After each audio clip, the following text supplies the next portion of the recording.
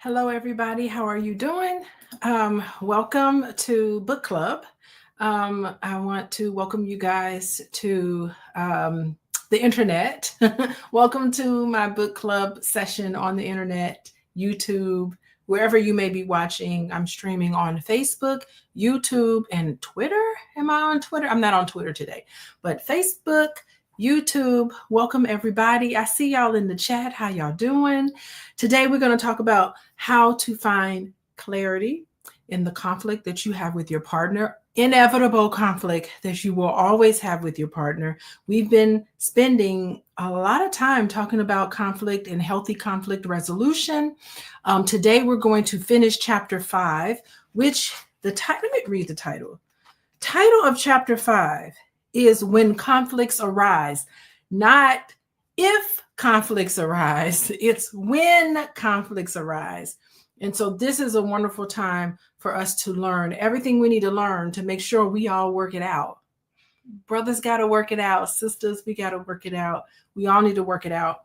And I'm here today to conclude chapter 5, When Conflicts Arise. And we just got 3 little sections here, but it's meaty. The name of the book is How to Be an Adult in Relationships. It's the 5 keys to mindful loving. Somebody in the chat, write down the 5 keys to mindful loving. We're going to definitely talk about it here today. And y'all know me. I am Dr. Alicia. Let me tell you what I am. I am a psychotherapist. I have been a licensed therapist for going on 22 years. I've been practicing in the field I've been practicing in our community for over 30 years. I've been studying this information. What is healthy relationship? What is healthy child development? What's appropriate? What's not appropriate? What's normal? What's not? So that we can feel good about who and what we are.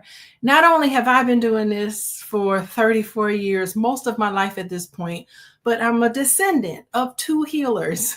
So my parents are dedicated in the community. Both of them were trained to be therapists. And, oh, can you not hear me? Is there sound? You can't hear me. What's going on? Whoa, what's happening that you can't hear me? Let me know if you can hear me. No sound. I got perfect sound. So Riley can hear me. Okay, so some people can hear me. I would hate to think that I'm been talking all this time and no one can hear me. Let me see if I can. I don't know how to turn the sound up. Oh, you had to unmute. Okay, you can hear now. Okay, wonderful. We all can hear what I'm saying. But what was I saying? Yes, I was saying that I'm the second generation of healers. And I have been raised by, I had an unusual childhood in many different ways, but I was raised by people who,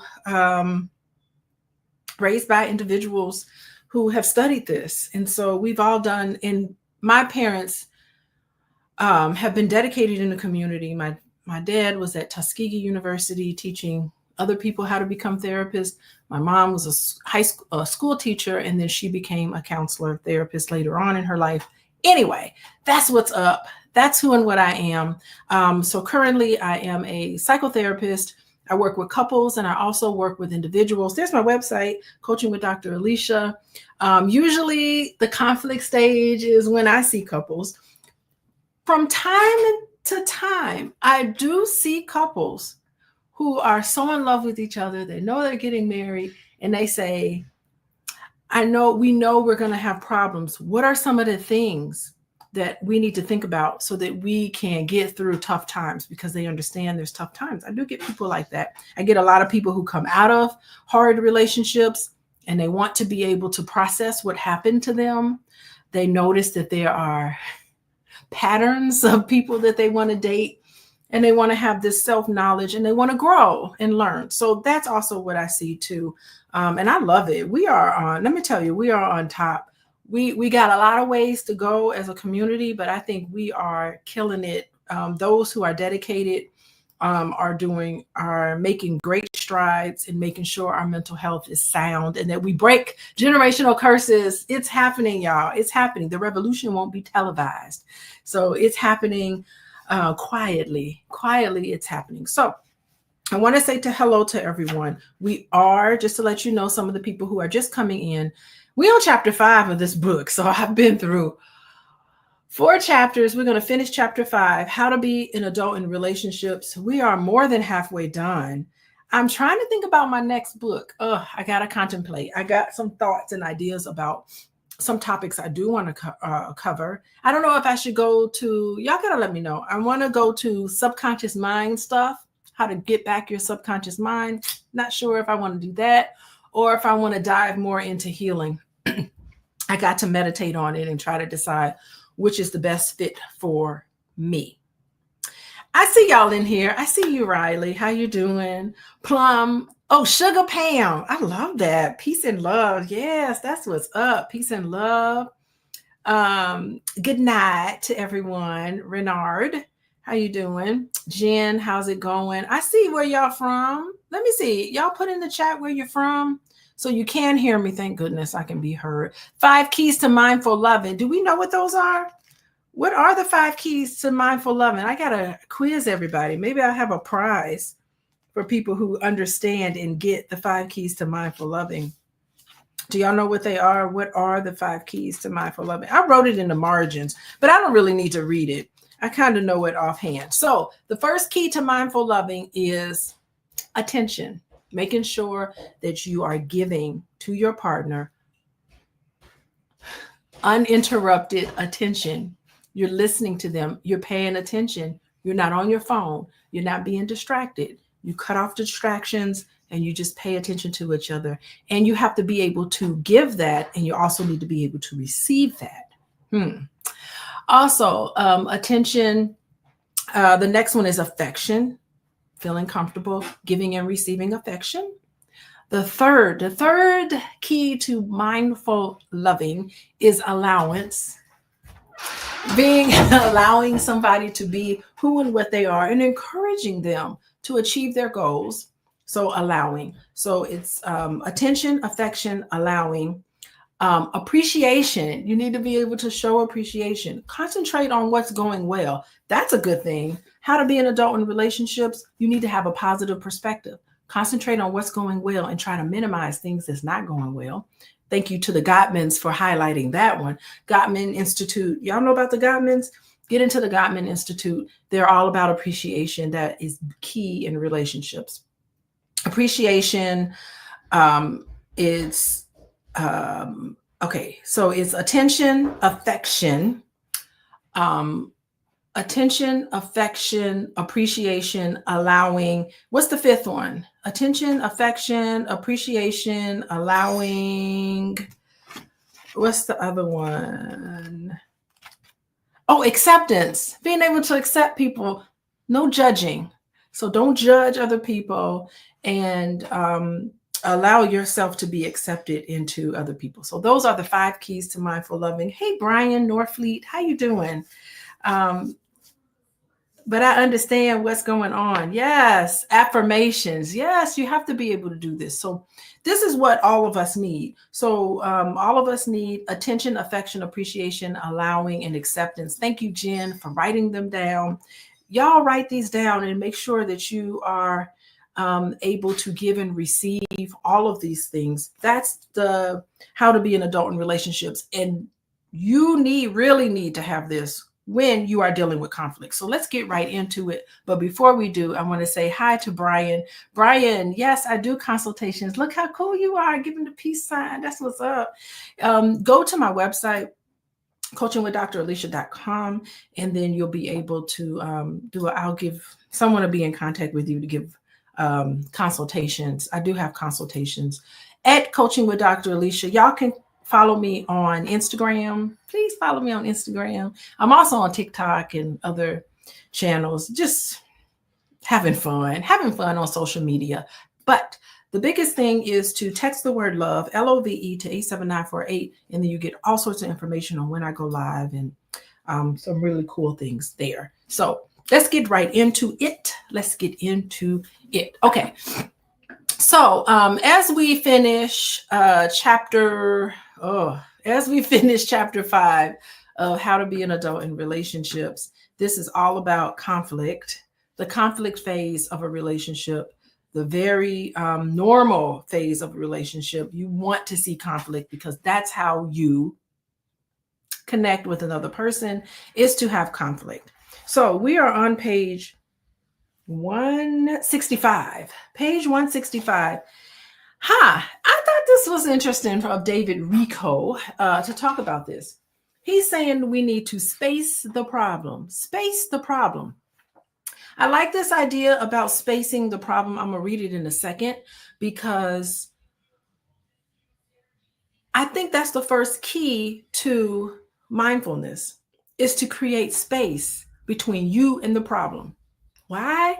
Because sometimes you're in it and you can't see the forest for the trees, but if you space yourself from the problem, it gives you a better perspective. You can see the whole picture.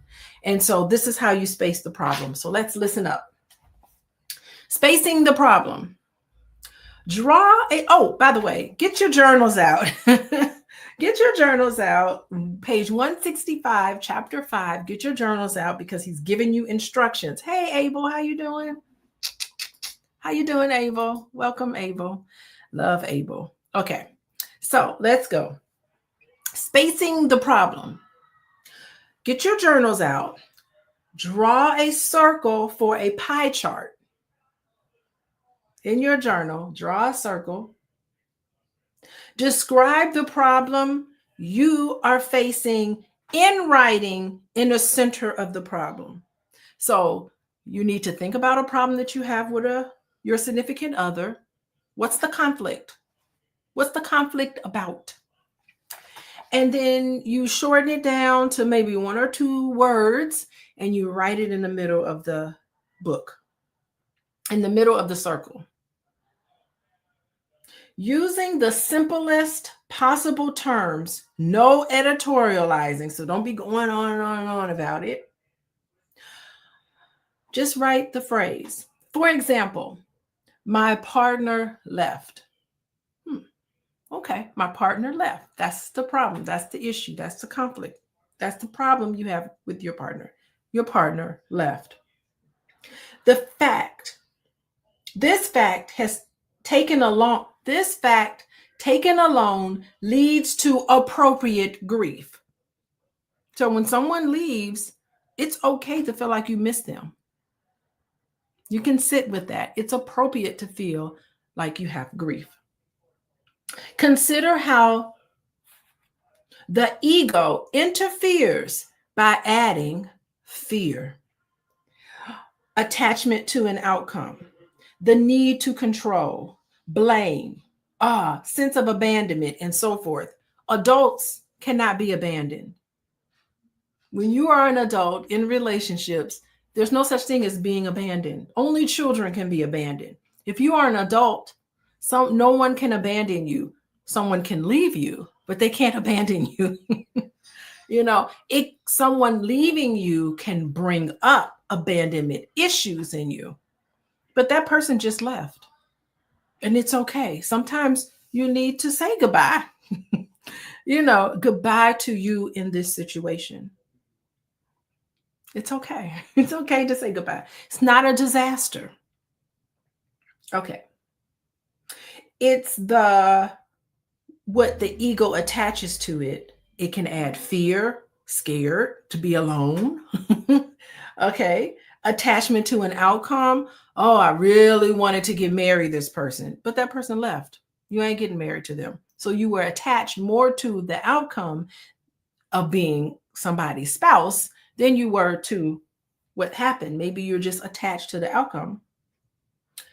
The need to control. Okay, so the person left and you didn't want them to leave. And so maybe the need to control is to get them to come back, manipulate them. Woo, joy, Lord. Blame. Oh, they just left because she got daddy issues. That's why she left. Maybe, maybe not, but they just left. You don't have to, it's just what happened in your circle.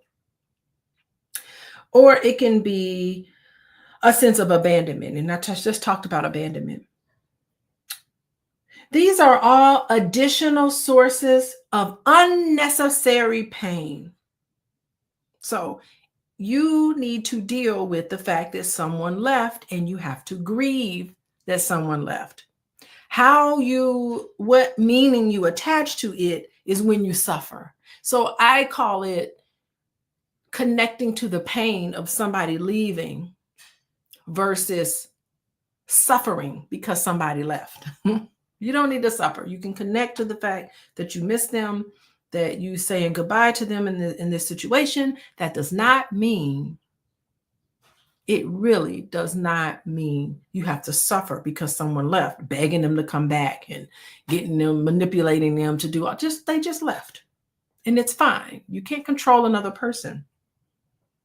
So divide the pie to show the varying size of each of these pain sources. Each source of pain that somebody left, or whatever the situation. Y'all could write in here in the chat. I see you, Jen. I see you in here. So just put in the chat, what would be a source of conflict or pain? One thing I don't like when people call me names. Maybe someone called you a name. Maybe it could be anything. Hey, David, how you doing? I see you, David. Divide that chart to show all the sources of where you've suffered because of that.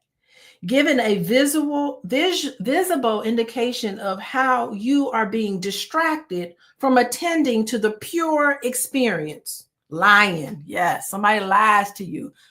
Ooh, that hurts. That's painful. There's a grief process when someone lies to you. There's always a grief process when something happens to you that hurts.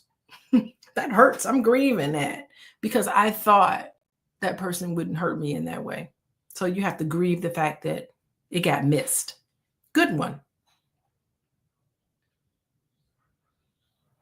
Okay.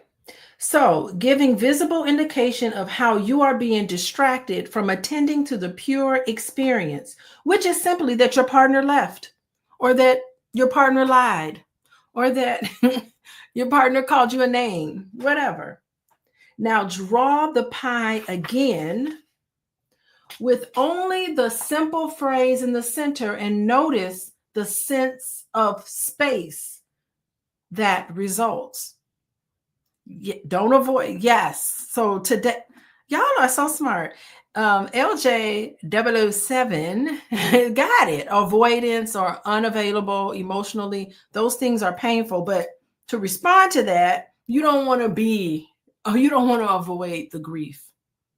You have to embrace the grief of what's happened to you.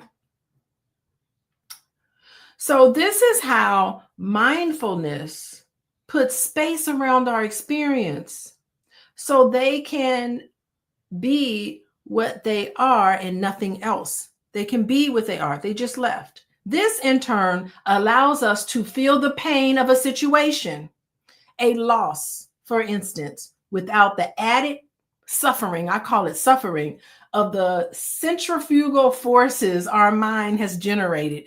Boy, when someone leaves, that triggers all sorts of things.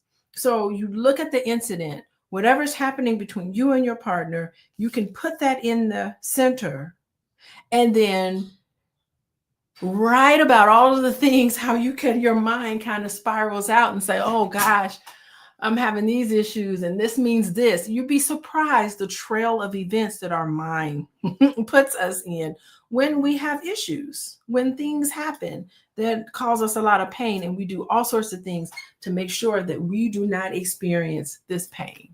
So that's good. Y'all put that in your books, put that in your journal, and really look at a way of spacing the problem. I think this is a very effective way to deal with emotional pain and how to organize your feelings.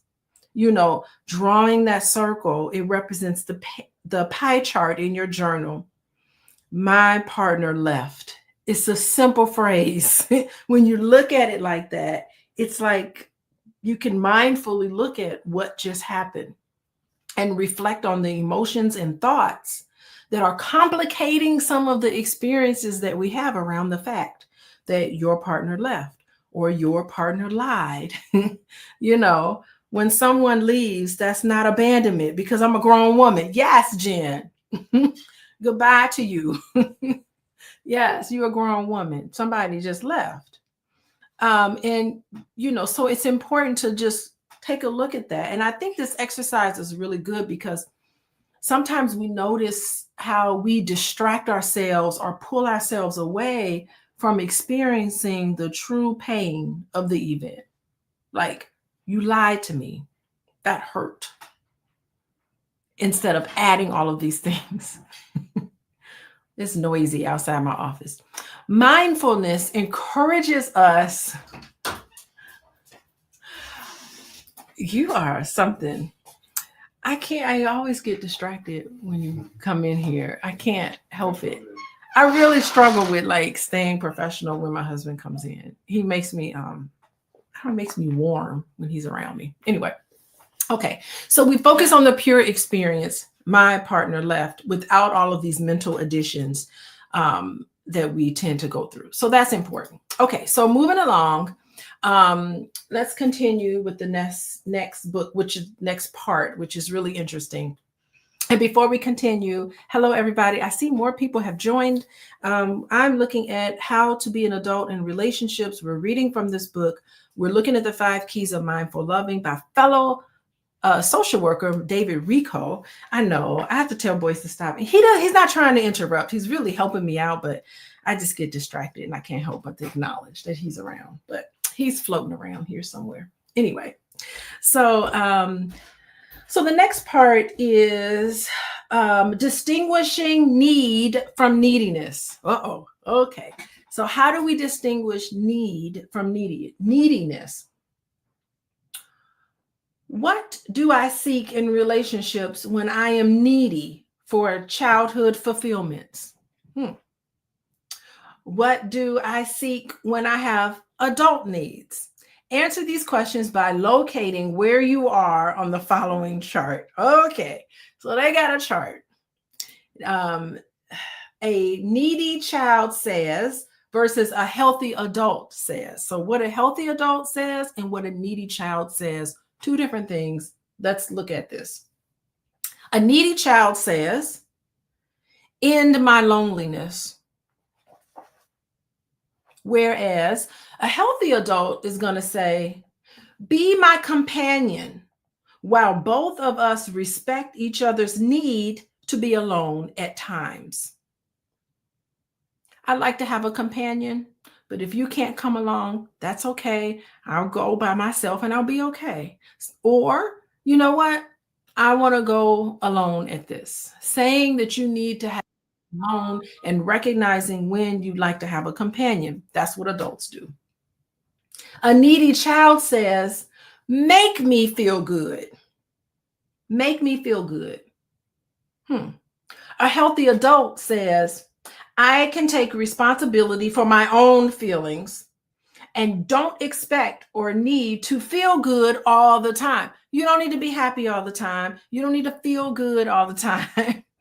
You decide how you want to feel. I like that whole idea. You make up your mind how you want to feel. And it's interesting because somebody can be rude. Someone could say things that are disrespectful. And people say things that are disrespectful all the time. But that doesn't mean I have to feel disrespected. I don't give you permission to make me feel disrespected unless I decide I'm going to give you permission. So you can say to somebody, wow, what you just said was very rude. You can communicate to them about what they said, but that doesn't mean it has to land on you as hurtful. You give someone permission to hurt you. So I think that's the difference there. Someone can say things that are verbally abusive, but that doesn't mean you need to be abused. What you said was verbally abusive, but it's not going to come across to me. You're not abusing me because I don't give you permission to abuse me. That's what adults do. Children, a needy child can't help it. They can't help it. I like that one. Okay, a needy child says, give in to me. Do what I say, okay? But a healthy adult says, negotiate with me. Negotiate with me. I like negotiation in healthy relationships. That reminds me, I'm going to do a podcast on Mental Health Monday. We're going to talk about, should a wife submit to her husband? Because to me, it's like give in to me. Like a wife has to give in to her husband. I think a better conversation needs to be negotiate. Two couples in a relationship who are adults need to engage in the process of negotiation. So that's going to be a heck of a topic. I can't wait to dig into that topic. Okay. A needy child says, never betray me, never lie to me or disappoint me. But a healthy adult says, I accept you as fallible and seek to address, process, and resolve issues with you. Issues with you. Now, if the other person doesn't want to participate in that, you can't make them participate in it. All you can do is say goodbye. You could leave. You're not abandoning anybody. You can be the one to leave. Okay. A needy child says, help me not to have fear. I depend on you. Where a healthy adult says, help me learn to love. We depend on each other. Interdependence. Not one person depending on another. There's an interdependence. I like that. A needy child says, totally fulfill my needs. I need you 100% to always be there to fulfill my needs. That's one I had to learn personally. But a healthy adult says, moderately fulfill my needs. You don't have to fulfill it all the time. It's okay. That's the one I had to like really learn. You can't, it's too much to have one person fulfill all of your needs. Like that's just too much. Kevin Carter says, spouses in healthy relationships should submit to one another. Okay.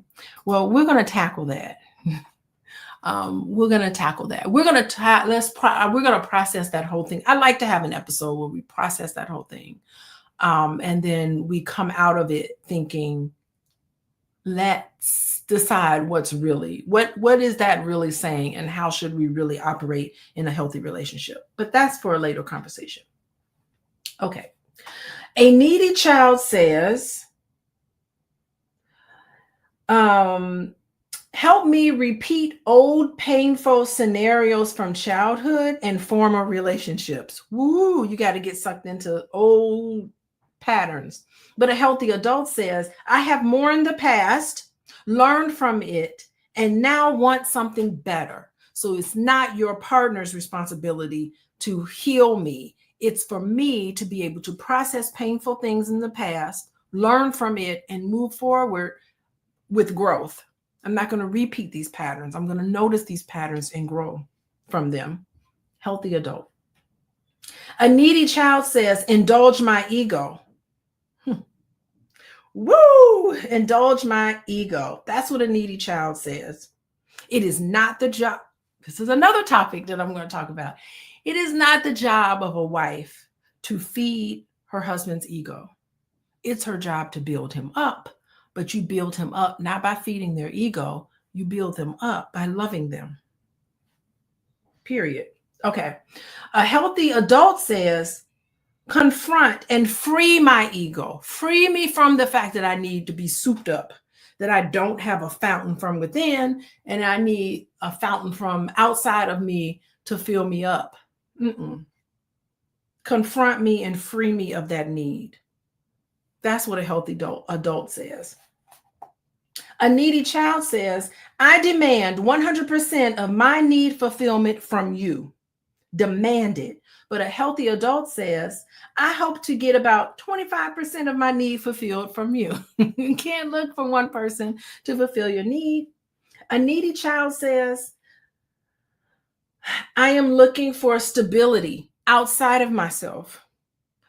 Children need stability and they can't create it. They need an adult there to help build the stability for them.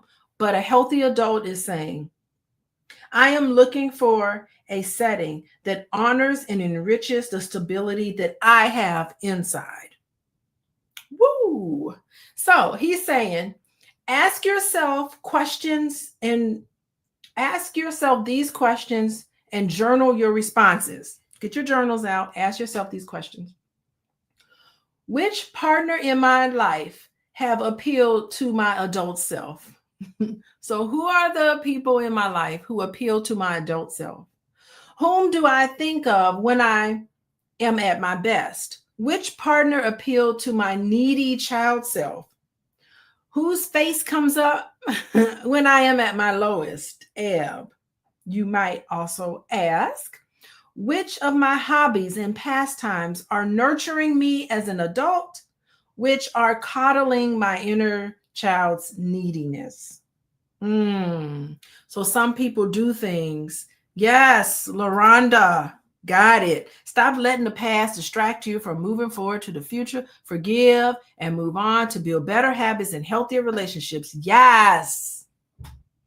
Period. I love that. I'm sorry. I got teenagers in the house, so I got teenage jargon that comes out of me every once in a while. So excuse my teenage jargon going on. But that's what they be telling me when I talk. Okay. If you're having trouble locating the adult voice in you, the mirroring parent voice, tell your story to your friends. So he's saying, reach out, talk to people about this. You will hear your adult voice in their response. Is this because they are more adult than you? No, they are simply not deafened by the adult distorting decibels of your drama. Yeah, that word submit. I think we got to come up with a better word. I think it is 2025. It's time to come up with a better word, but we'll tackle that at a later time. Yeah, so this is really what y'all think about that. I think you do need to have a conversation with yourself about whether you are operating from a need to come across to your partner as needy versus a healthy adult. And there's stark differences between the two. A needy child, if you're operating from a needy child, you're operating from dependency. It sounds like you're operating from a place of fear. A place of love is adults. As a place of fear, when you're operating from a place of fear, you're operating from needy child. A needy child seeks external validation, seeks external stability to compensate for your insecurities inside. So when you're making statements like, end my loneliness, never betray me, totally fulfill all of my needs,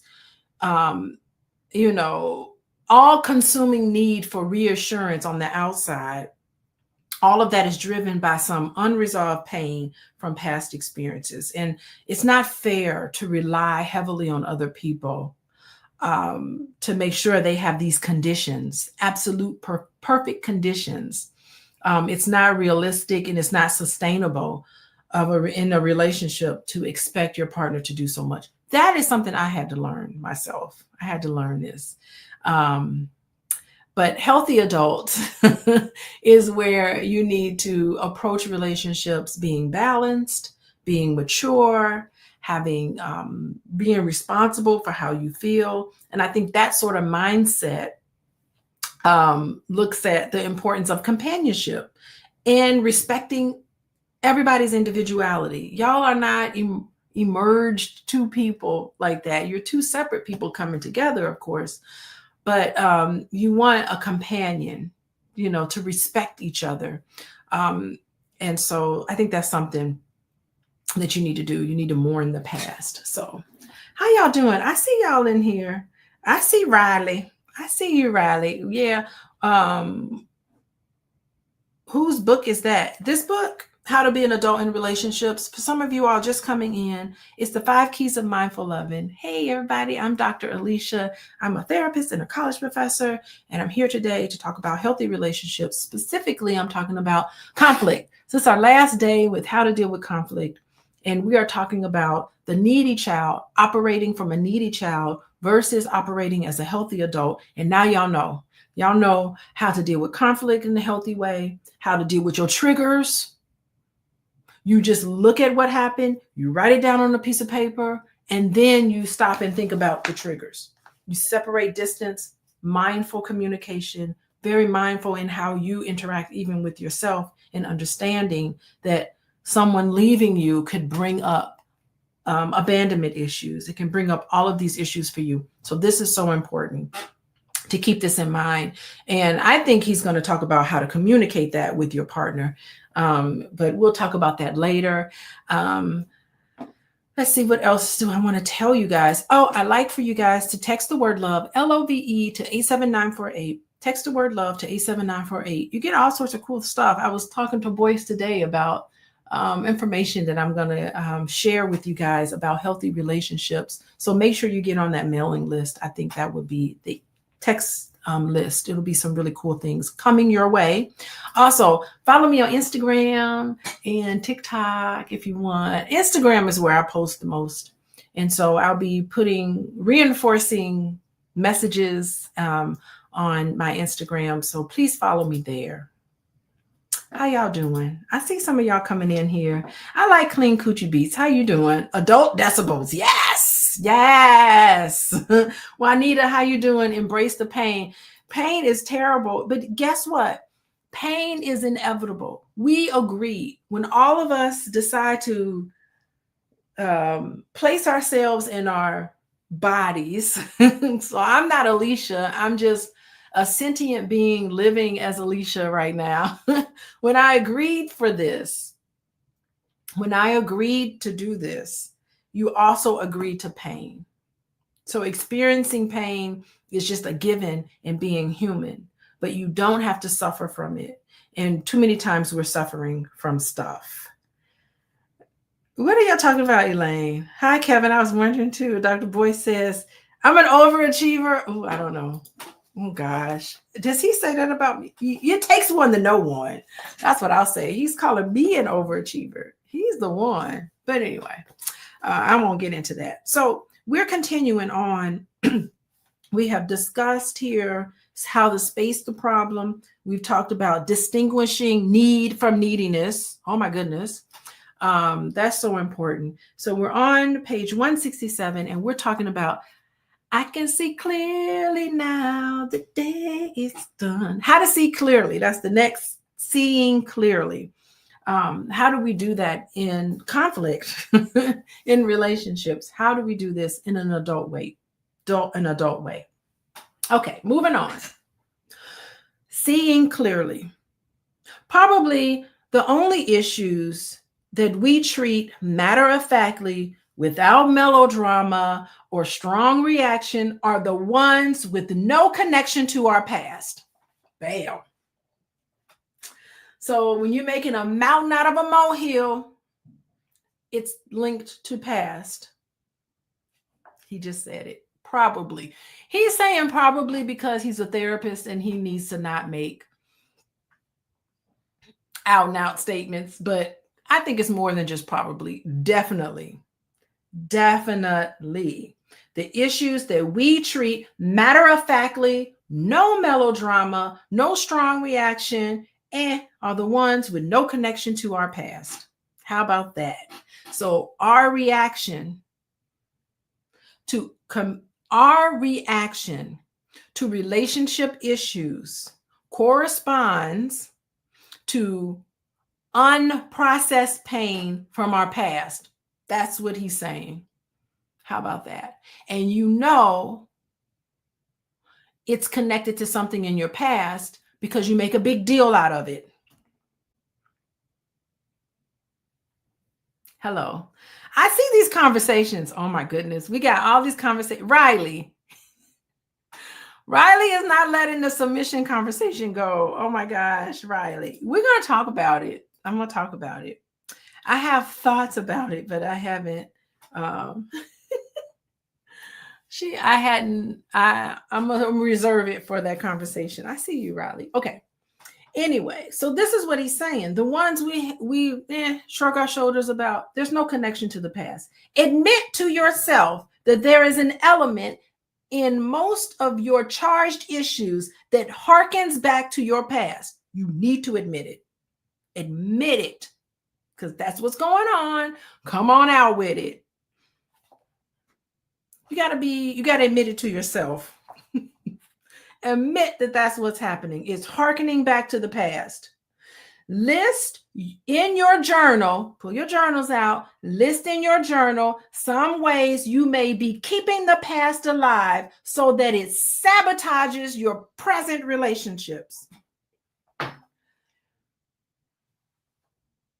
What is it that you keep conjuring up over and over again? Just getting it going. You could be projecting things onto your partner that your partner is not doing because it's unresolved issues that you haven't done. Projecting it onto the other person. Look at yourself first. Whew. Emily Dickinson. You know this is great when Emily Dickinson's they quoting Emily Dickinson. You know what she said? She wrote, "The shapes we buried dwell about, familiar in the rooms." I love poetry because this is very insightful. She is saying, the shapes we buried, the shapes that we buried, it dwells about, familiar in the rooms. So you think that the shapes, I think the shapes represents, the shapes symbolize this unresolved emotional patterns and experiences that linger within us. Those are the shapes. We think we buried them, but they still live in the room. So what it's saying is that the past, although seemingly buried, continues to influence the present, particularly in relationships. It lingers within us and subtly affects how we connect with others. Sometimes we sabotage relationships. Why? Because we're scared to get close. Why? Because everybody we get who's close to us hurts us in a way, and we never process that. So in order to see clearly in relationships, we have to recognize how these imprints from the past, recognize them, address them within self-awareness, and you got to be honest with yourself in order to do it. Stop lying to yourself, because you're carrying the weight of these unhealed wounds. They're buried. Unexamined habits. It clouds your judgment. You can't even look at things that are going on. It's distorted. Cognitive distortions are real things. Unhealthy dynamics. And you have to confront and process these internal shapes that Emily Dickinson is talking about that can build relationships grounded. And that's how you get clarity and authenticity. Old fears and patterns can no longer dictate some of these new connections when you confront it. That's how you get intimacy.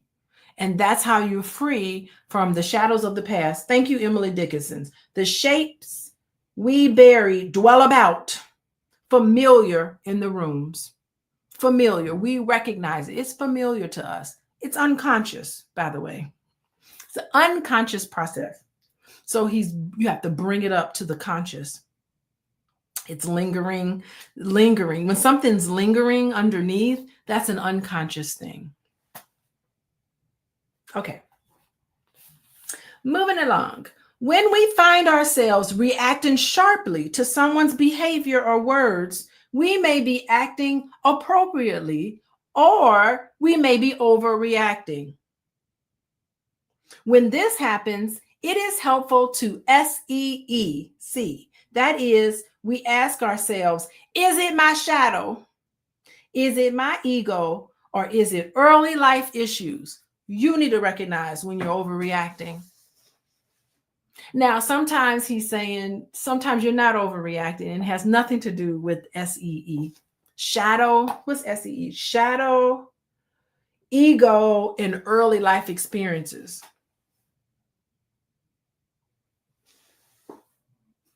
Wow. So when you find yourselves sharply reacting to someone's behaviors or words, that's when you need to become more mindful. That's when you need to say, it is worth pausing to consider if our reaction is rooted in some present situation or if it stems from something deeper within us. And to do this, what he's saying is that we need to figure out, is it my shadow? Is it my ego? Is it this early life issue? And reflect on this. That's really interesting. I think, what do I think about that? So what could be a scenario? Let's give an example. Maybe I'm, Boyce and I are carrying on and he forgets. Boyce can be very forgetful sometimes. So maybe he forgets our anniversary.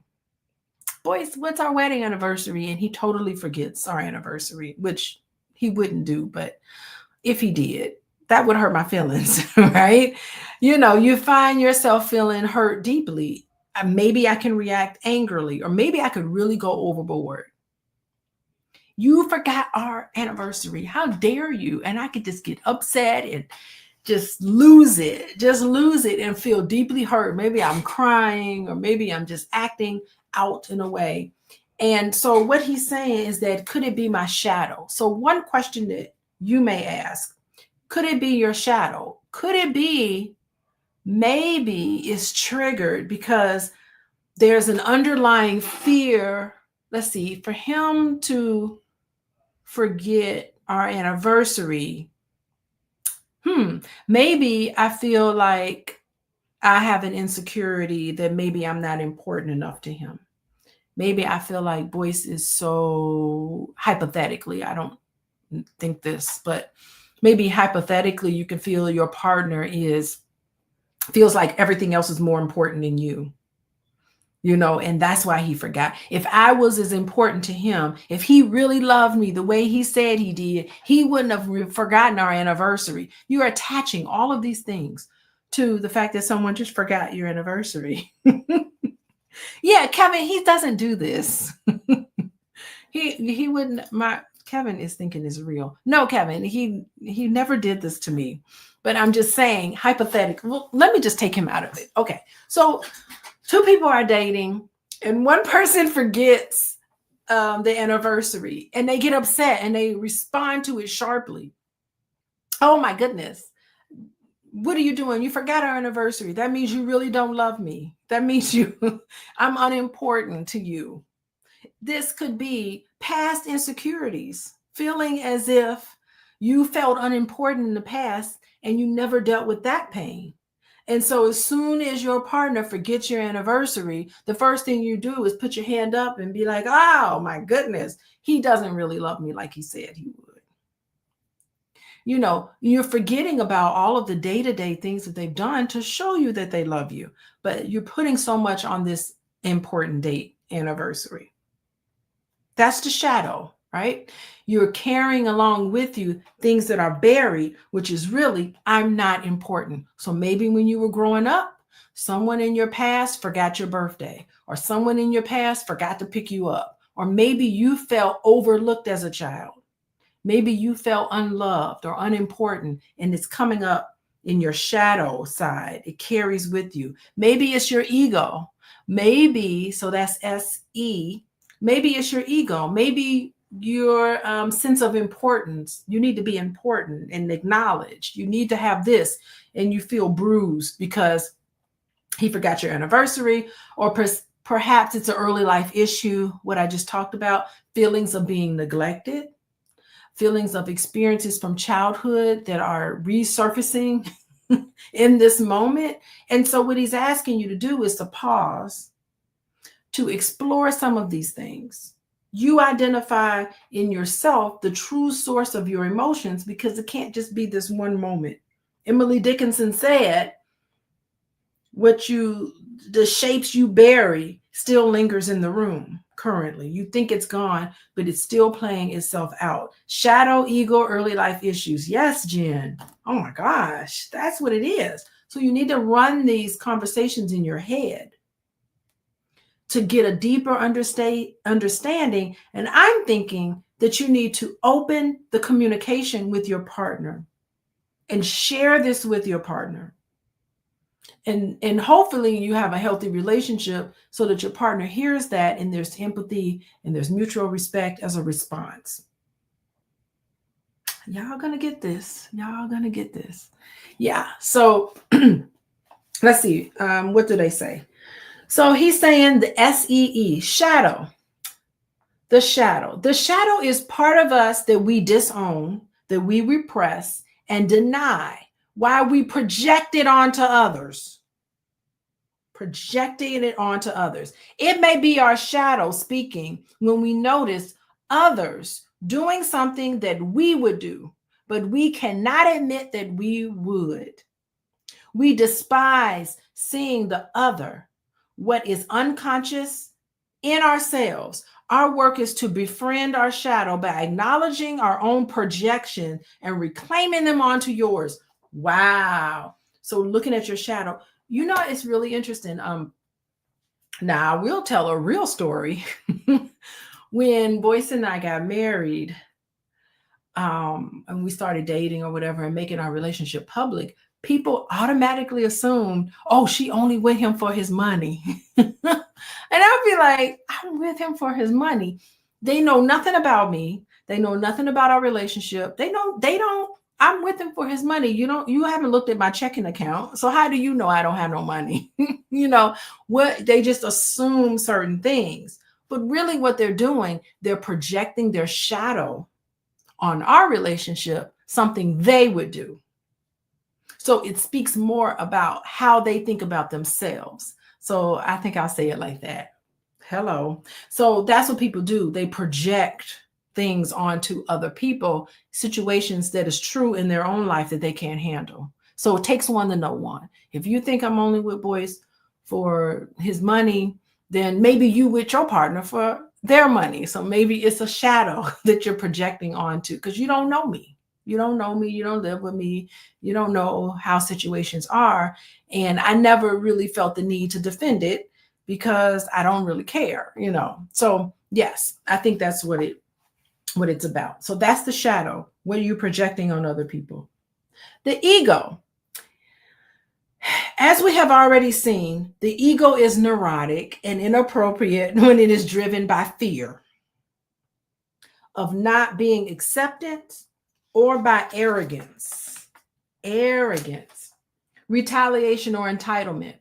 We have a bruised ego when we say, how dare you do this to me? Or I'll get you for this. I'm going to get you back for this. That's your ego talking. Don't you realize who I am? Why are you treating me this way? So yes, ego is the enemy. Thank you, Mike. Ego is the enemy. It's like, how dare you? Don't you know who I am? Get into ego creates nothing but fights, nothing but confusion. Ego stuff is really awful. Okay, and the other E, so it's shadow, ego, and the third E is early life issues. We may be reacting to early unfinished business if we find ourselves thinking, you are replicating what was done to me in childhood. I see you recreating a scenario from the past that is highly charged for me. I am reacting to the present to a stimulus from the past. It feels like resemblance. Keats remarks, speaking of the ease of writing certain lines of poetry, how much of what we feel is just like that. Transactions that seem to be taking place in the here and now are actually throwbacks to the past in all three of these ways. All three of these ways. Take a recent experience with someone who distressed you. Okay, y'all. In the chat, write down a recent experience of someone who distressed you. I can think of several. Several experiences. So write them down. Yes, Michael. History is repeating itself. It can. It always, if you don't learn from it, isn't that what they say? If you don't learn from history, it will repeat itself. So write down, if y'all care to, in the chat, write down something someone did to you to irritate you. What they do. What they do. Okay. So write down, ask yourself, does he upset me because I'm projecting my shadow? Lied on me. Okay. So is Trump going to be Caesar since Trump wants to be a dictator? He showed us when to be a dictator. Lied, stole my stuff. Woo, boy. Upset. Riley, you are so hilarious. I love you, Riley. Yes, you are so funny. Okay. So things that someone does that upsets you. Yes. Yes. Picking on African nation. We're going to talk about politics, but not today. Okay. Stop distracting me from the chat. Y'all are interested. Being lied to. Yes, Mobetta. Mobetta Brown. Yes. Distracting. Okay. So lied to you, told on you, stole your stuff, all of the stuff that happens to you that should not have happened to you. You need to feel pain, right? The pain of that. And it's grief because you thought you could trust somebody and you couldn't. They stole your stuff. They lied on you. They disrespected you. All of those things that they did, you thought you could trust them. But what he's saying you need to do, ask yourself, does he upset me because I'm projecting my shadow onto him and seeing the worst of myself in him? Am I reacting this way because my entitled ego is outraged? Am I having all of these feelings because something from my early life is being resurrected? The same SEE technique is useful for exploring any of our attitudes, beliefs, reactions, biases, or causes for upset. Make an ongoing commitment to SEE, the 3 aspects within, to bring them out into the open. Why did you trust somebody that you had no business trusting? What is going on that you didn't see the red flags? What did you ignore that you didn't ignore? I mean, there are a lot of questions that happen. So it's interesting because I don't think he's blaming the victim. What I'm thinking he's saying to you is to take control of when somebody does something to you that they didn't do to you. When you're an adult, when you're a child, you need people to protect you. But when you're an adult, you take responsibility for that. And I always do. Like when someone does something and they throw me off and I'm like, woo, I didn't know that. I always take inventory. What did I miss? What is it that I didn't do? Okay, maybe my ego got me trusting this person because I assumed certain things about someone and I didn't do it. Trust takes time. You have to earn somebody's trust. You can't just trust somebody out and out. So maybe I'm too trusting. Where did I learn to be too trusting? These are the things you have to look at. You really do need to look at yourself with all your problems. It's true. It really is true. Every problem I have, I always have to look at myself. Always. Okay.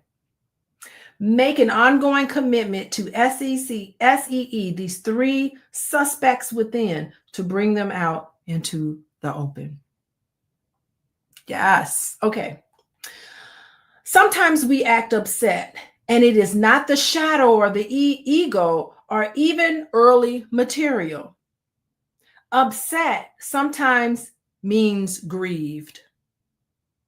We are sad because something has not gone our way, or something or someone has hurt or disappointed us.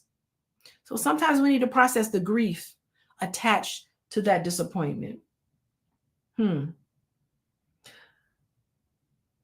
Grief is a reaction when we fail to recognize, admit, or feel. We prefer to use anger to cover up the grief. Am I too trusting? Yes, Carter. For instance, we may be upset because our partner doesn't speak up about her feelings toward us. So we are always guessing at her reactions. We may react angrily when our bedrock reaction may be grief, that she cannot be sincere and open with us. The most frequently disguised feeling in a relationship is grief. Yes, the most. The disappointment that you feel, you have to grieve it because you're like, I expected something else and my expectations weren't met.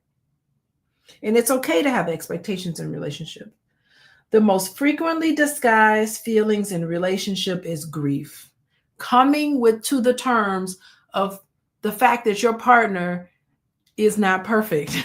You have to grieve that, because when you're first dating, you think that your partner is perfect, and you have to grieve the fact that your partner is not perfect. So this makes sense to me. So it is useful to look there first for our authentic inner reaction to painful stimuli. It hurts. You have to grieve that. Trade griefs with your partner. So the last exercise he has, take turns completing this sentence. I am sad when you blank. And you may want to add, and I hide my sadness by, I like that. Having these conversations with your partner about what they do that makes you sad and how you cover it up. I also think it's important to ask for what you want in your relationship. Invite that person to give you what you want. And remember, they 100% can't do it.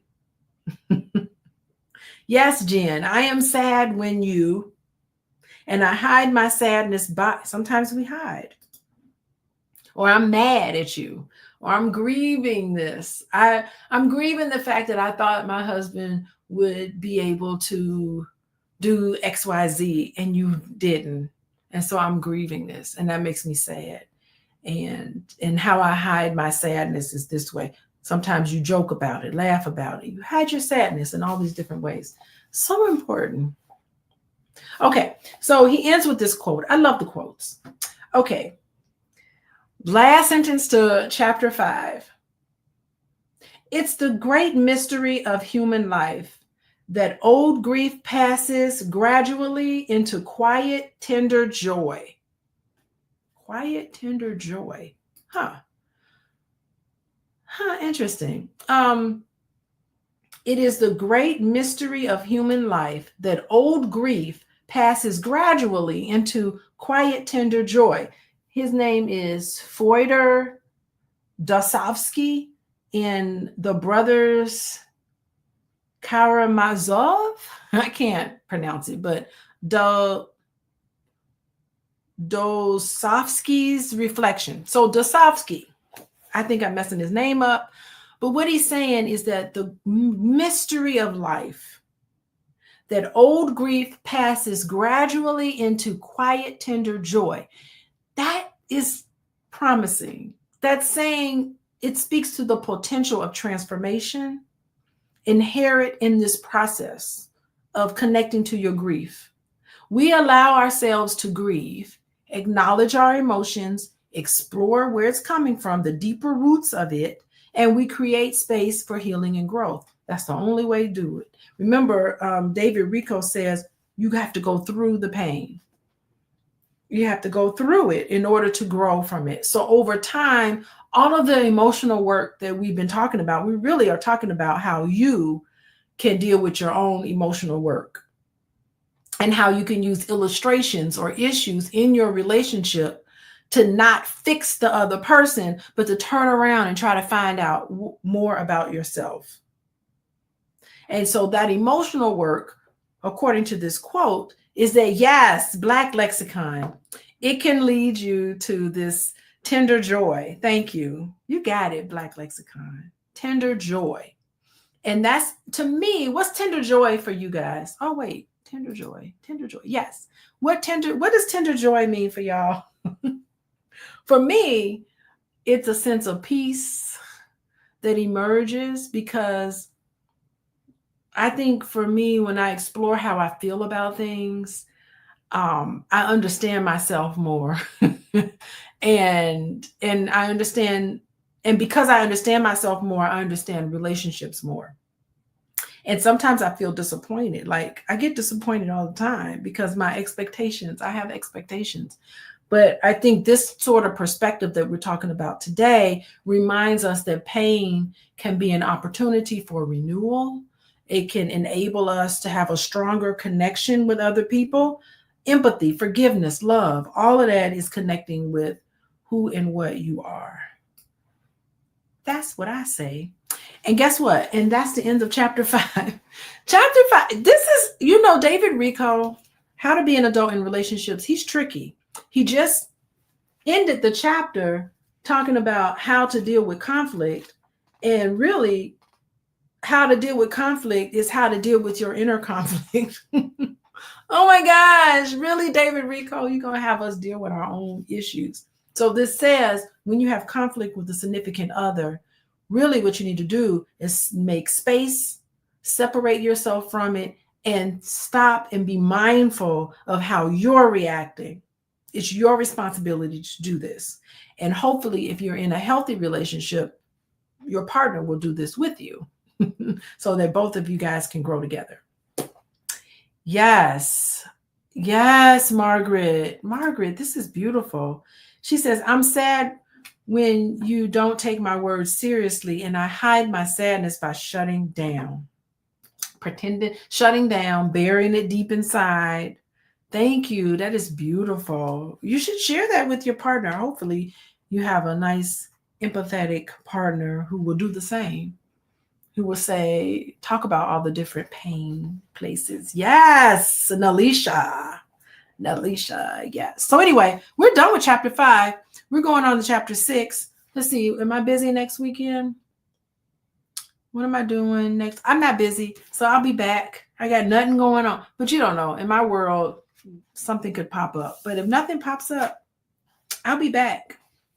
I'll be back here next Sunday on the 23rd, and we'll be on to chapter 6 of How to Be an Adult in Relationships, the 5 Keys to Mindful Loving. Thank you, David Rico. He did a wonderful job. I love this book. And we're at chapter 6, so we're almost at the end of the book. So we need to start thinking about what our next book is going to be. Thank you, everybody, for joining me. I really appreciate you all.